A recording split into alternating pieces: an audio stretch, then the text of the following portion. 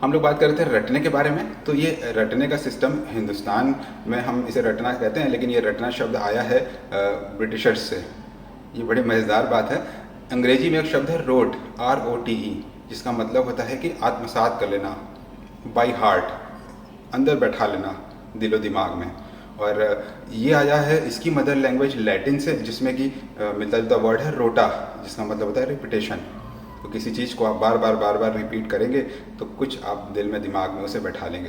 हालांकि अब साइंटिस्ट कहते हैं कि ये शॉर्ट टर्म मेमोरी है और ये कतई भी सही तरीका नहीं है पढ़ने का। लैटिन में जो वर्ड रोटा है और इसकी जो डॉटर लैंग्वेज है इंग्लिश और फ्रेंच, तो फ्रेंच में भी एक ऐसा ही वर्ड आया रूट, जिसका मतलब होता है कि रास्ता, वो रास्ता जिससे कि आप दिमाग में बात को बैठा सकें। और एक मिलता जुलता वर्ड है इंग्लिश में, वो भी इसी वर्ड से आया, वो है रोड, जिसका मतलब है रास्ता।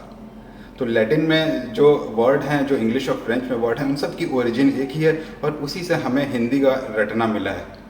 उधर लैटिन की एक सिस्टर लैंग्वेज है संस्कृत।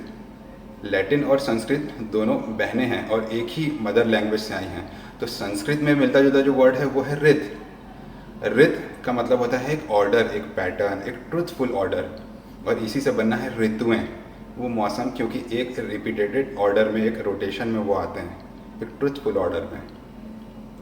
जो ऋत है संस्कृत का ऋग्वेद या ऋतु जैसे शब्द उससे डराइव हुए हैं। उधर रोटा है लैटिन का, जिससे कि बहुत सारे वर्ड रूट, रोड और रोटेशन, रिपीटेशन और हमारा रटना, वो सब उधर से आए हैं। इन दोनों का जो मदर लैंग्वेज थी उसे बोलते हैं प्रोटो इंडो यूरोपियन लैंग्वेज। और उस लैंग्वेज में जो वर्ड था वो था रित, HRIT, अपने ऋतिक रोशन वाला। और इसका मतलब भी वही था, एक पैटर्न, एक रिपीटेशन का पैटर्न, एक ट्रुथफुल ऑर्डर। तो ये रटना वाला जो हमारा आज के बच्चों की आदत है, वो दरअसल शब्द बहुत पुराने ज़माने से प्रचलन में है। दुनिया की सबसे पुरानी भाषाओं में भी उसके लिए शब्द मौजूद है। इसका मतलब है कि उस ज़माने में भी रटने का कुछ महत्व तो था। लोग जानते थे कि इस तरीके से हम दिमाग में चीज़ों को बैठाते हैं।